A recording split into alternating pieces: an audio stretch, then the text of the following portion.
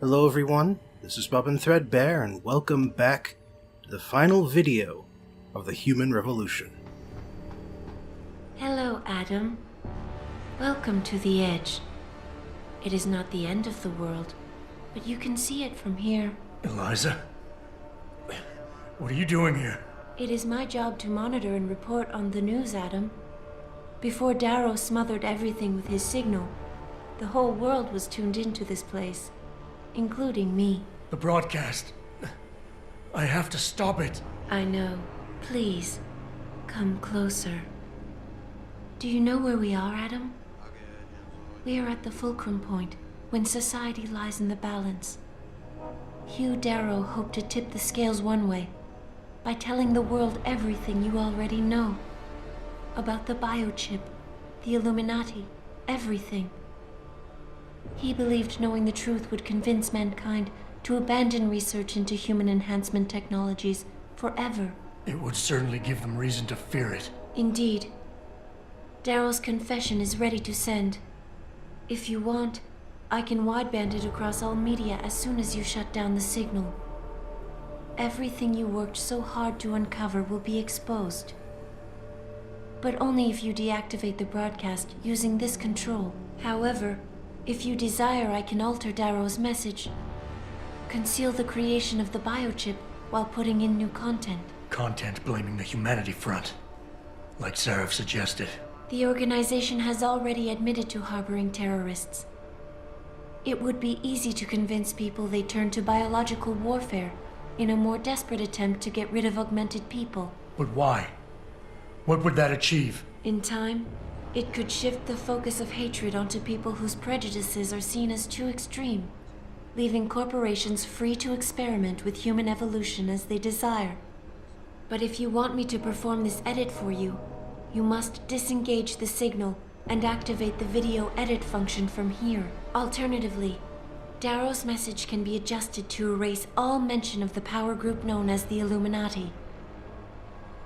I can report that lack of proper regulation allowed vast quantities of neuropozyne to become contaminated prior to reaching the market. Taggart's preference. You think the world will buy a made-up story about neuropozyne poisoning?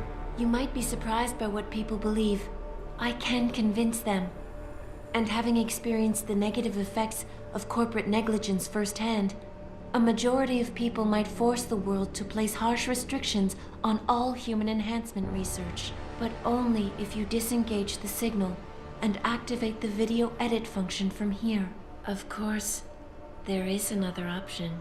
This passage leads to Panchaea's pressure regulation controls.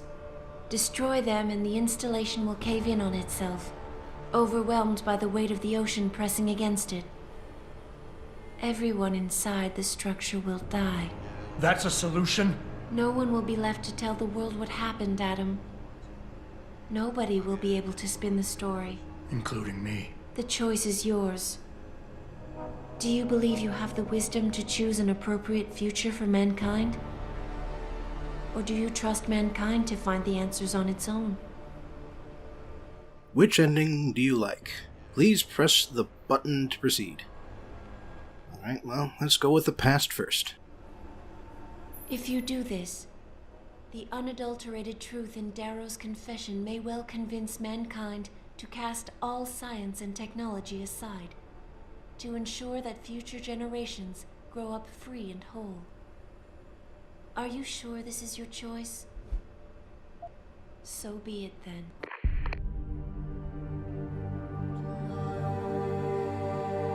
Albert Einstein said, technological progress is like an axe in the hands of a pathological criminal.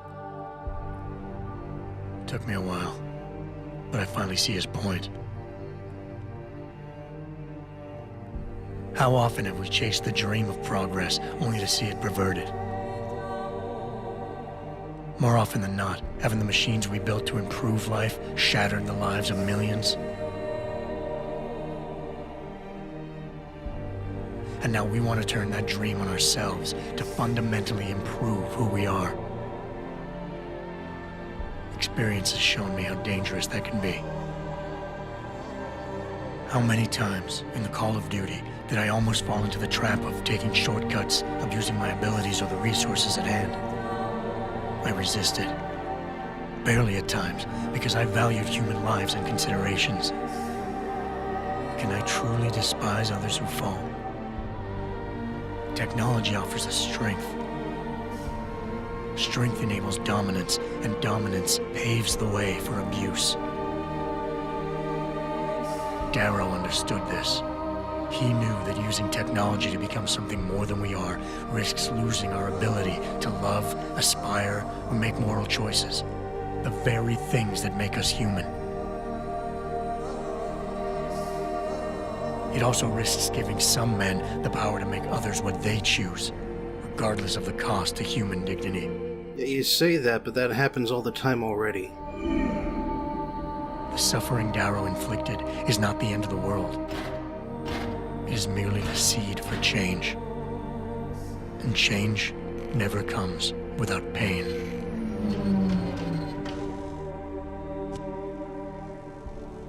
Can we not afford to take the pain to see that progress happen?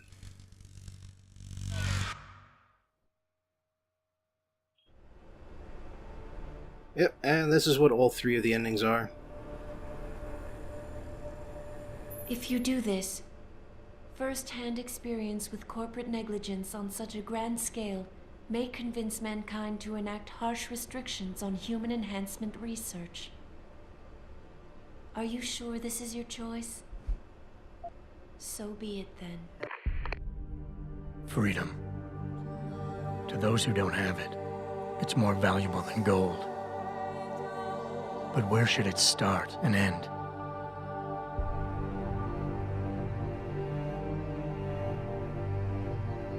We humans often think we have the right to expand, absorb, convert, or possess anything we need to reach our dreams.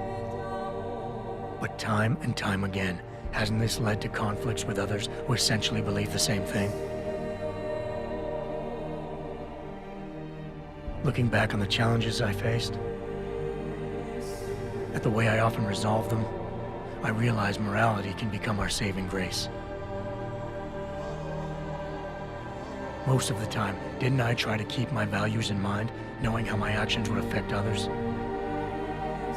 More often than not, I resisted the urge to abuse power and resources simply to reach my goals more swiftly. I managed to hang on to my humanity, but the temptation to ignore it was always there.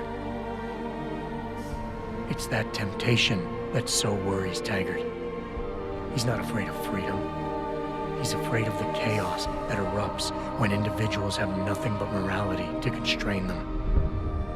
He wants us to regulate enhancement technologies because he fears all that power, without limits, without guide rails to keep us from abusing it. Absolute freedom is no better than chaos. Society needs laws and regulations to protect it. So if the men and women behind Taggart need to work in the shadows, pulling strings to enable us to head in a safe direction, will supporting them be all that bad? If they're as wise as Taggart says, how bad will their leadership be?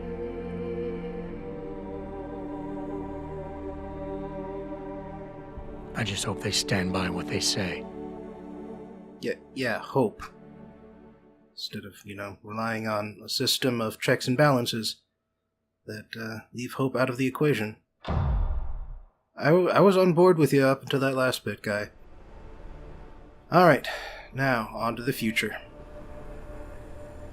If you do this, the focus of hatred may shift to those responsible for unleashing biological warfare, leaving corporations free to experiment with human evolution. Are you sure this is your choice? So be it then. Sarif was right about one thing.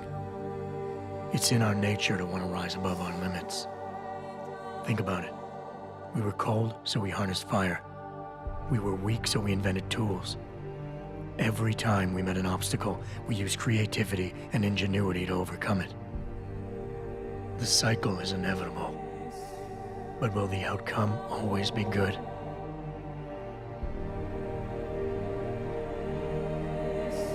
I guess that will depend on how we approach it. These past few months, I was challenged many times. But more often than not, didn't I try to keep morality in mind, knowing that my actions didn't have to harm others? Time and time again, didn't I resist the urge to abuse power and resources simply to achieve my goals more swiftly? In the past, we've had to compensate for weaknesses, finding quick solutions that only benefit a few. But what if we never need to feel weak or morally conflicted again? What if the path Sarif wants us to take enables us to hold on to higher values with more stability? One thing is obvious. For the first time in history, we have a chance to steal fire from the gods. To turn away from it now, to stop pursuing a future in which technology and biology combine, leading to the promise of a singularity, would mean to deny the very essence of who we are. No doubt the road to get there will be bumpy, hurting some people along the way. But won't achieving the dream be worth it?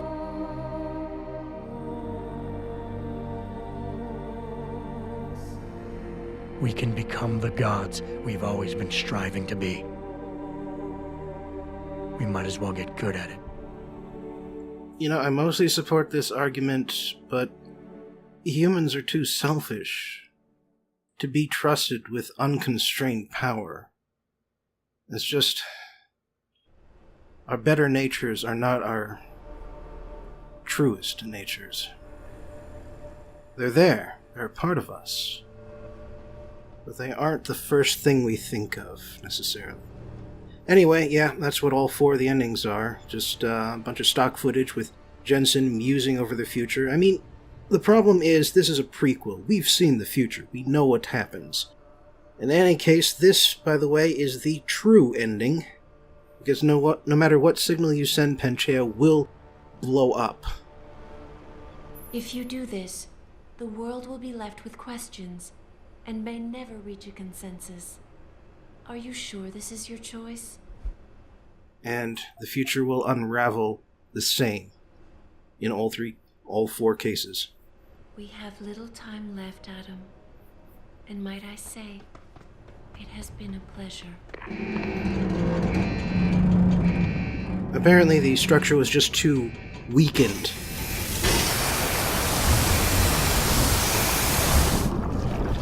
So it will fall apart no matter what. Do I trust mankind to save itself? That's what Eliza was asking. The truth is, I don't know. After everything I've seen, all the fighting and the chaos around me, I only know what I want to believe.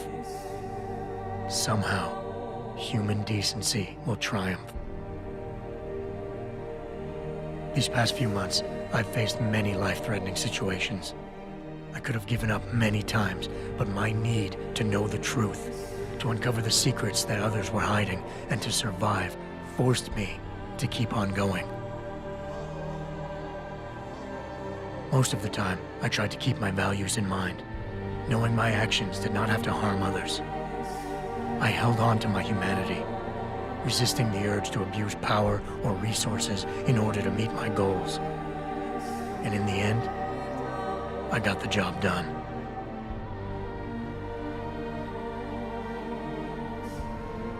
But does this mean I have the right to choose for everyone? No. Because it isn't up to me. It isn't up to Darrow, Sarif, or Taggart either. Ordinary men and women will have to decide together what course mankind should take. The kind of people who time and time again have picked and chosen the future in highly practical ways, slowing change when it's negative, speeding it up when it's good. Can they do it again? I don't know.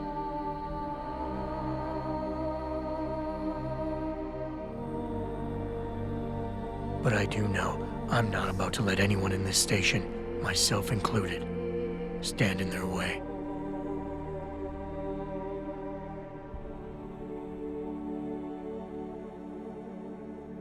not only is that last ending the canon ending, it's also the one I believe in the most. Because humanity has never been led by one person. We do not make choices because other people tell us to. We make choices because our brains tell us that that person has the best idea and we should follow that. We look at our situations and we decide from that what we should do. Our own individual, highly imperfect, highly constrained perspectives tell us what the future should be like. And together, we create that future, and so far, despite all of the horrors, all of the terrible things we have done as a species, as individuals, all the things we don't care about, all of the things we do on purpose because of hatred, because of our urge for violence, for anger, for lashing out, for ruining the lives of others because we think they might ruin our lives first, or because we think they don't count because they are the other. They are not human, they are not us. Despite all of that, look at what we've done. Because guess what? All of the other animals in the animal kingdom have the same urges. Hate and anger are not human emotions. They are mammalian emotions. There's things we share with so much of the rest of the animal kingdom, but what have we done that they haven't? Look around you. Look at what you're looking at. That's what we've done. And that's because we can love each other too. We can cooperate. We can talk with each other. We understand each other better than any other species ever could, at least on this planet. We imagine a world in which we have telepathy, in which we can see each other's minds, know what we are thinking with perfect accuracy. Do you think there are any other animals out there that wish that they had that ability? That see a future in which we obtain this understanding? I don't think so. And that is what gives me hope that the future can be better. That humanity can rise above where we are today and become something better. Become something more. It's not because we have the ability to make tools, but because we have the ability to turn our lives into stories and share those stories with each other, and in so doing, create a vision of a community, of a nation, of a world that is only one. Right, but I should also probably talk about the game. So, in terms of gameplay, this is better than Deus Ex. Just straight up better. I mean, there are a few things that I would like to have from Deus Ex, the original. Like, the exploit of jumping on mines, that was pretty fun. Having the... but, that would require, having the mines have, like, IFF indicators so that they don't blow up in your face when you move around near them. Skills, also. That would have been nice.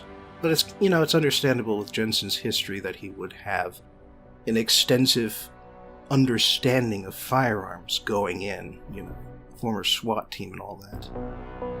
But something I do like is the fact that the augmentations are mostly all on, and there are only a small handful that you have to activate to use.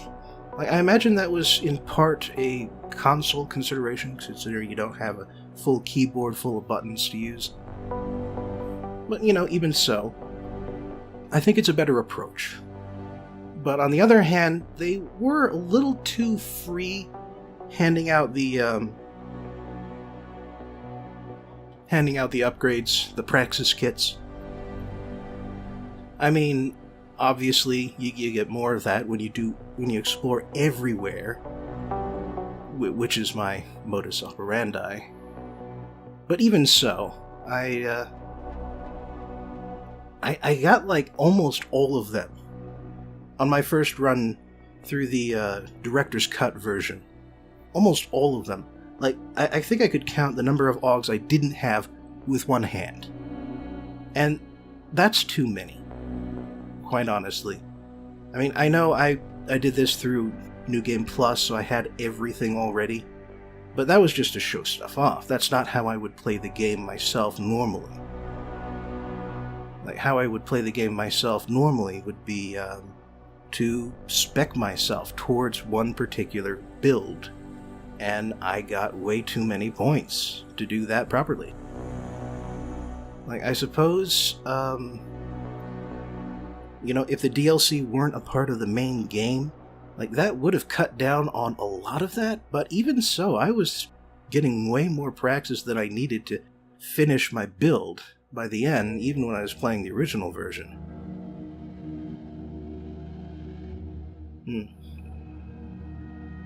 And the endings, I've heard they were disappointing, but honestly, I don't know. I don't see how they could have done much more, because like I said during the thing, it was a prequel. This is a prequel. We know what happens regardless of what Jensen does. And for that matter, this game now has a sequel, which is also a prequel to the original game. And like I've said about that, we know what happens in that case, which is that basically they did the same thing they did with Deus Ex and Invisible War. Basically, Jensen chooses all 4 options, and the thing that has the largest effect effectively becomes the ending. Like, that's the thing about Invisible War, is that they say that J.C. Denton picked all 3 endings, but only one of them really affected society because it was so much more important than the other 2. That being that he caused the internet to explode. It caused a dark age. And that defined the future of Invisible War. That and the fact that it was post-cyberpunk, and not just cyberpunk, also made it kind of stretch a bit far away from its origins, so that it's a bit disconnected from reality. I mean, that's sort of the same problem I had with Diamond Age when I read that. Diamond Age is a sequel to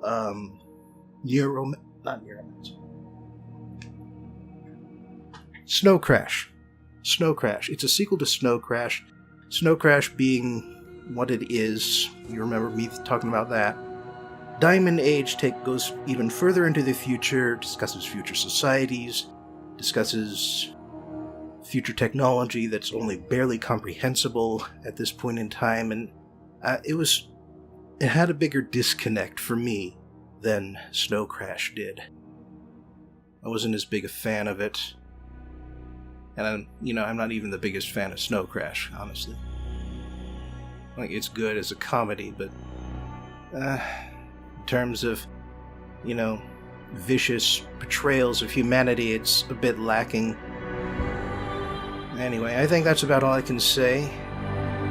Luckily, I've already talked through most of the end credits here. Like, if you skip ahead to 25 minutes exactly, that should get you just in time to see the after credits scene. I will see you on the other side for the final Dystopia Corner.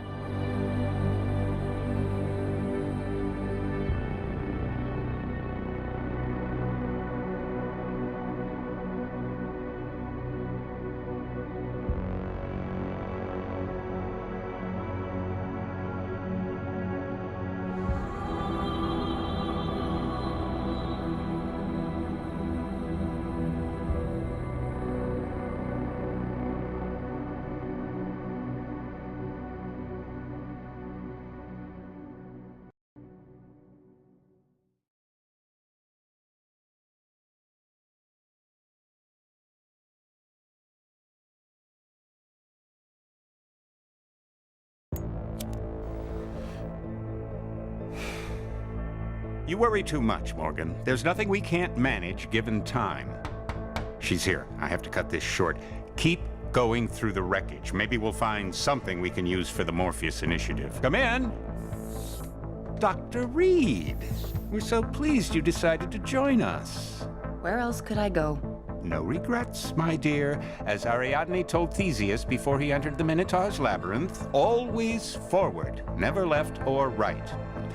You'll be very interested in our current project. We're breaking new ground. Yes, the nanite virus chimera is quite intriguing. I'm looking forward to seeing the hybrid project up close, Mr. Page. And so you shall. But please, call me Bob.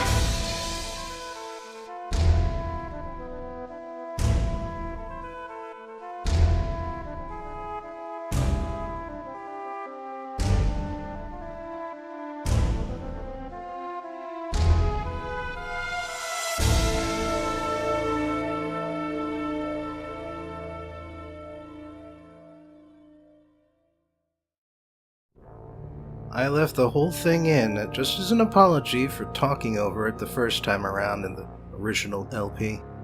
But here we are at last. It's been most of a year getting here, but at last it's time for the final Dystopia Corner. And what better way to end than with one of the originals? For the last corner of Human Revolution, the topic is a little book called Brave New World, which was first published in 1932 by Aldous Huxley. About the author. Aldous Huxley was born in 1894 to a family of writers and intellectuals. Based on his upbringing, he was the perfect example of an English gentleman, but his life wasn't exactly free of hardships. In 1908, when Huxley was 14, his mother grew sick and died, and when he was 16, he contracted a disease of his own that left him almost completely blind for several years. Huxley would recover most of his eyesight later, but in the short term, the disease interrupted Huxley's education and ended his aspirations of being a doctor.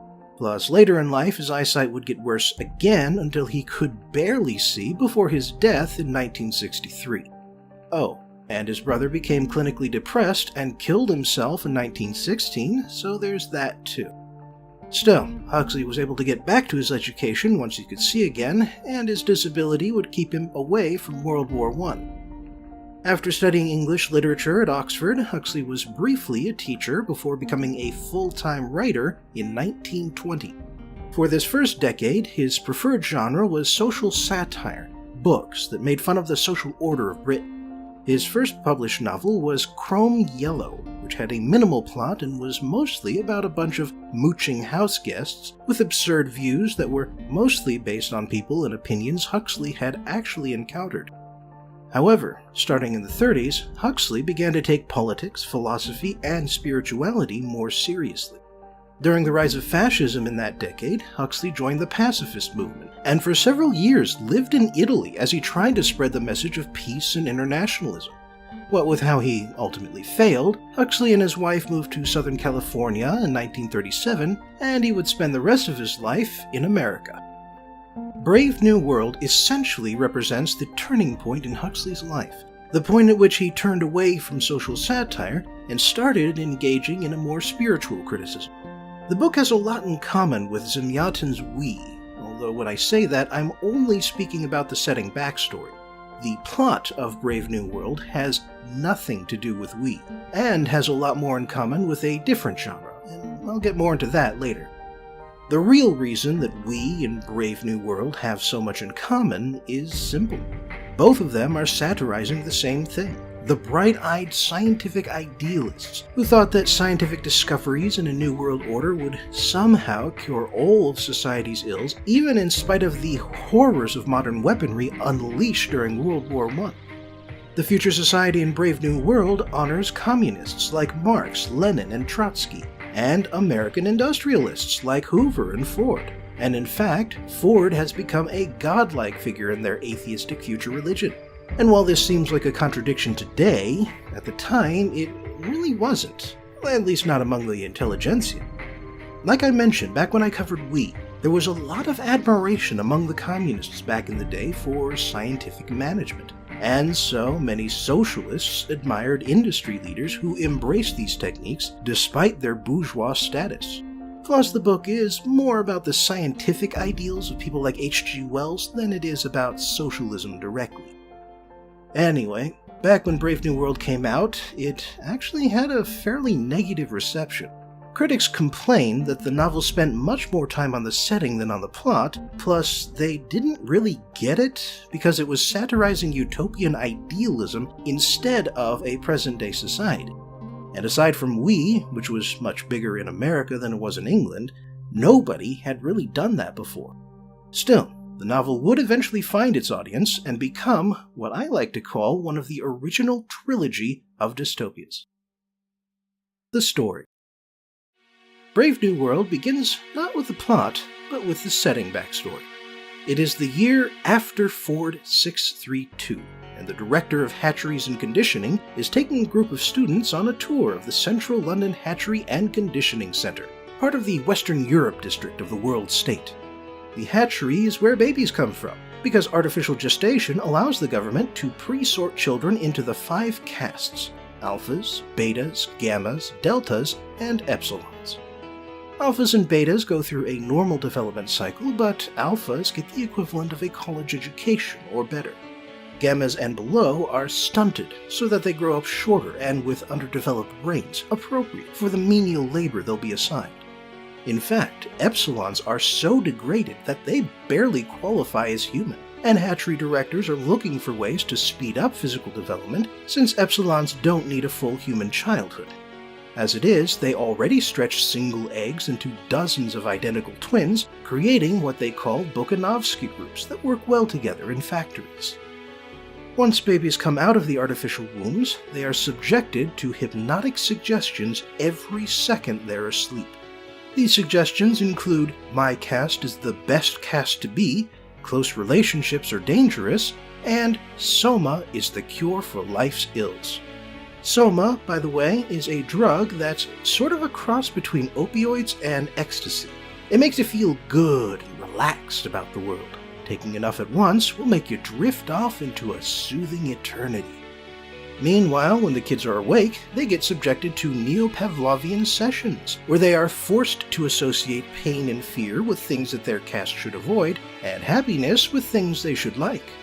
The example the book shows is a group of deltas being made to avoid flowers and books. books because reading could give them ideas above their station, and flowers because the world state wants them to consume complicated sports with expensive equipment, rather than just sit down and enjoy nature and not consume anything. The future is a consumer economy, after all, and it would fall apart if people decided not to buy pointless stuff.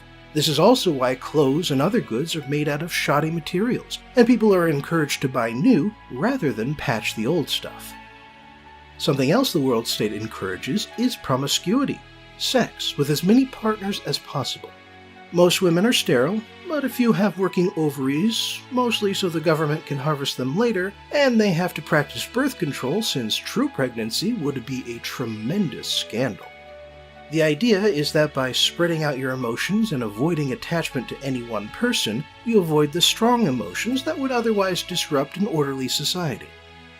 The story picks up when we meet Bernard Marx, an alpha who works at the hatchery as a hypnopsychologist and who is something of a pariah because of his stunted size, probably the result of a mishap during his gestation.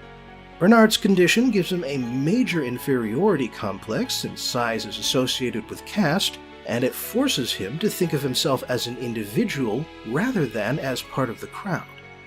His best friend is Helmholtz Watson, an alpha who is so amazing at everything that he's started to realize he's a unique individual too. Bernard asks his co-worker, Lenina Crown, to go on a vacation with him to visit a savage reservation in New Mexico. Savage reservations are underdeveloped parts of the world where people still live the old-fashioned way because the cost of civilizing the area would be more than the value of the local resources. And if you think that's some racial subtext you're smelling, you'd be right. Because even though the world state covers the globe, all of the alphas seem to be white Anglo-Saxons, while all of the lower castes are Celts and brown people of various origins. As such, it's no coincidence that the Savage Reservation happens to be where the present-day Navajo Reservation sits. While Bernard and Lenina are at the reservation, they find a boy with light skin and a perfect command of English. As it turns out, the London hatchery director had gone to the same reservation with a beta woman, but she fell off a cliff during a storm, and he never saw her again. Turns out she survived, and she was pregnant, and with no access to an abortion clinic, she had to bring the child to term.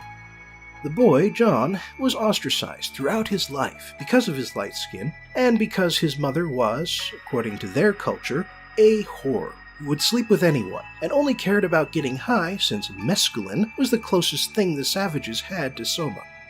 Still, John's life wasn't completely unbearable. He embraced the country he was born into, even though everyone treated him like an outsider, and at one point, someone gave him an old, half-rotted copy of the complete works of Shakespeare. John is the reason for the book's title. When Bernard invites John and his mother Linda to return to England with them, he quotes Miranda from The Tempest. "Oh, wonder, how many goodly creatures are there here! How beauteous mankind is! Oh, brave new world that has such people in't!" At this point, the book takes on a story arc that would have been very familiar to contemporary readers. The savage brought out of the jungle, or the desert, or wherever, who gawks in wonder at the marvels of modern civilization. Some of these stories were self-congratulatory and showed how backward the savage races were, while others used the device to poke fun at modern society, while also heavily leaning on racial stereotypes. What makes Brave New World unique, then, is the fact that the reader has more in common with the savage than with the supposedly civilized characters. When Bernard brings John and Linda back to England, he makes a big production of it, since the director had been on the verge of transferring him to a dead-end job in Iceland. Sure enough, the embarrassment of having a son is enough for the director to resign and disappear, while Bernard becomes the center of attention, since everyone wants to gawk at the savage. For her part, Linda goes on a permanent soma vacation, and while there are normally rules about how much you can take at once to avoid addiction and bad side effects, the doctors decide to make an exception for her since she's been through what they consider hell, and she's become old and fat away from modern medicine. Who would want to live like that? Ugh. Meanwhile, John is growing both disillusioned and disgusted by modern society and how preoccupied it is with happiness over all other concerns. The one exception would be Lenina, whom he has rather self-consciously placed on a pedestal as his feelings for her developed. For her part, Lenina is not used to not getting what she wants, and it's causing her to develop feelings, real feelings for John. Unfortunately, it ends poorly, since the moment after they confess their feelings, Lenina throws herself at John, and it makes him so disgusted that he slaps her. Soon after this, John gets word that his mother is dying and he rushes to the hospital. He's disgusted once again when they admit that they are doing nothing to keep her alive, and his final farewell to his mother is interrupted by a bunch of Delta twins who've been brought in to condition them to death so that they won't raise a fuss when their friends die. As it is, the nurse in charge has to keep the Deltas away from John so that they won't think that grieving over a mother is a normal action. John goes a little crazy after this and tries to start a revolution among the Delta workers at the hospital. When they get their daily Soma ration, John throws the pills out the window and urges the workers to rise up, but of course this just causes a riot, and the police arrive just in time to save John from an angry mob. Heimholtz and Bernard showed up during the ruckus, so all three of them are taken to the office of Mustafa Mond, the resident world controller for Western Europe, one of the 10 rulers of the world. Mustafa takes a moment to explain to the three misfits why the world works the way it does. The government has made public happiness its highest ideal, and to accomplish that, it's gotten rid of things like high art and scientific development. High art makes people wish for things that they can't have, or things that would make them miserable to have, and labor-saving inventions would put people out of work. That always makes a lot of people unhappy. As such, the government focuses on developing people from the egg up to make sure they are suited for their jobs. They refuse every patent on labor-saving devices, and they build consumerism into every baby so that demand will remain stable. They also got rid of religion, since there was no need for spiritual comfort after they got rid of aging, disease, and the significance of life and death.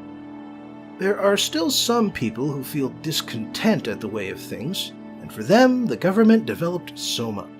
And if that doesn't work, the misfits get shipped off to a small island somewhere so that they can rub elbows with other interesting people and have zero effect on the world order.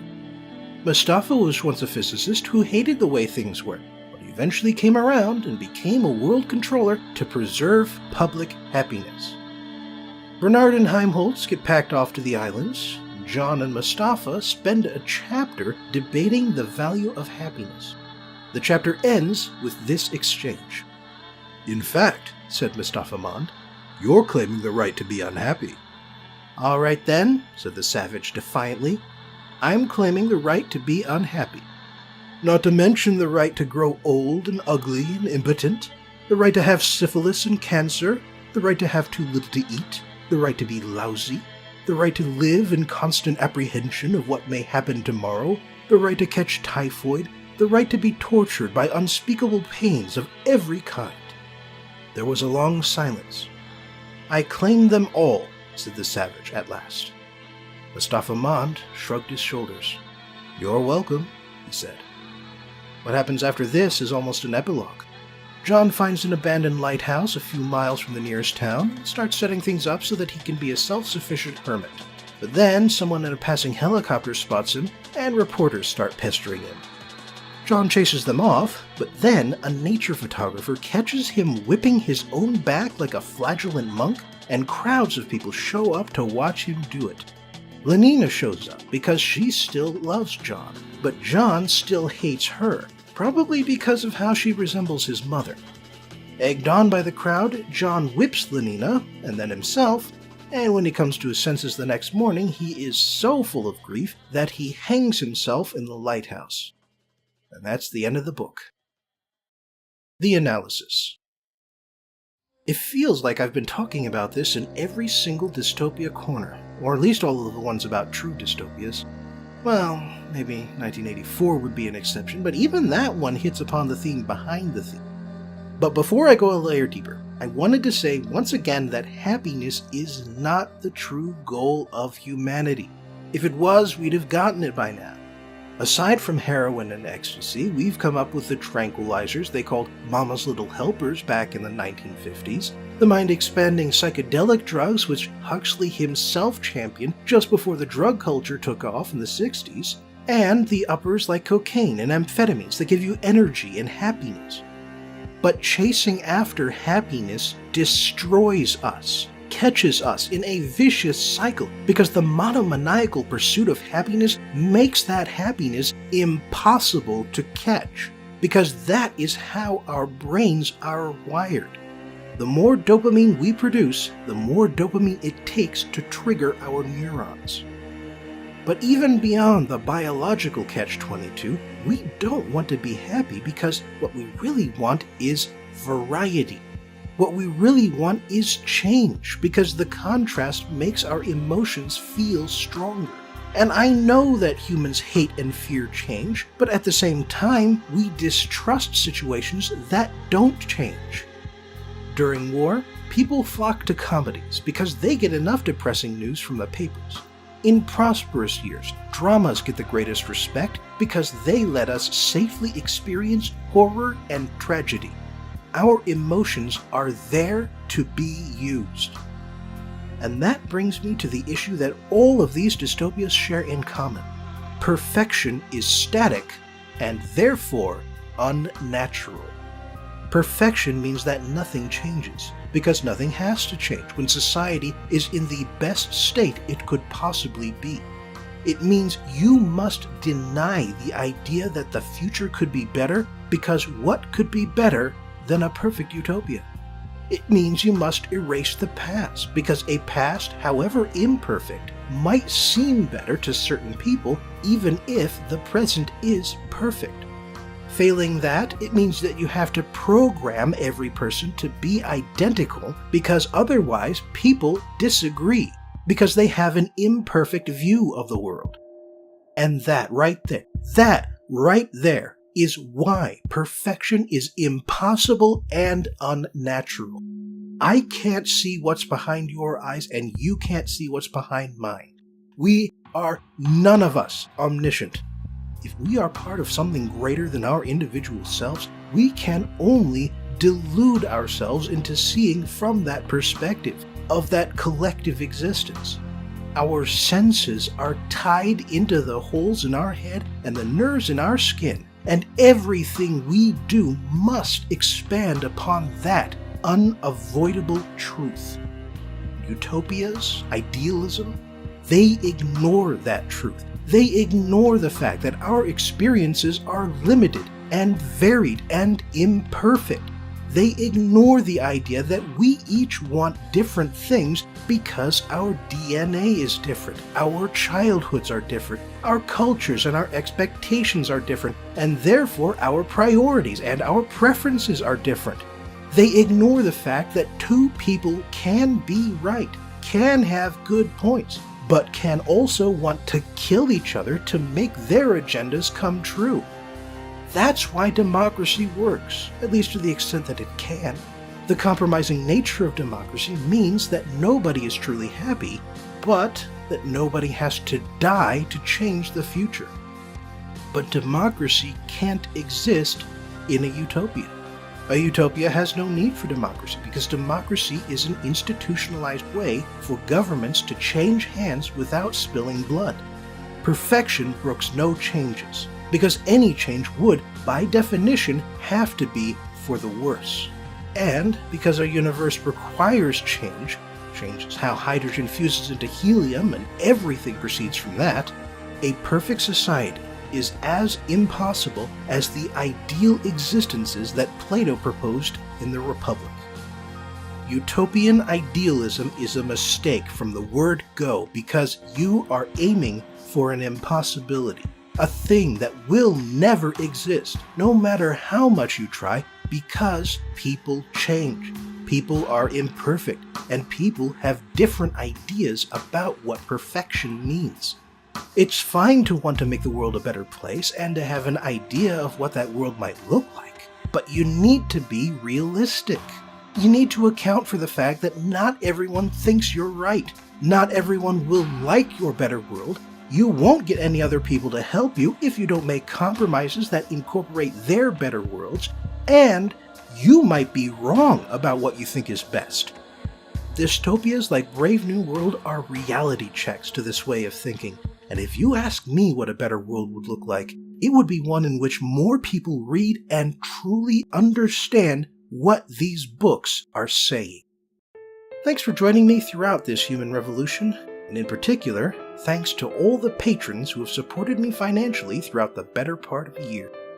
As of writing this lecture, their names are Arthur R. Dwornicek, Michael Nightingale, Handsome Stalin, Shiny, Sisang Agus, Drew M., Terrence Cole, Evaxion, Janny, Cronish, Sam Casson, Michael Brunner, Microsurf, Stephen Herzog, Momona Mona, Andrea Sweater, Andre Mihai, Drizmian, Carson Powell, Chris Gilmore, Cody Spence, Kieran Bunnylin, Sang-hyung, Mike Smith, Thornbrain, Primus369, Final Gamer James, Alexander Safanov, Quinn Goyer, Pablo Canamares, Binary Split, Kevin Lanzikos, Paul Eggleton, Dick Hardboiled,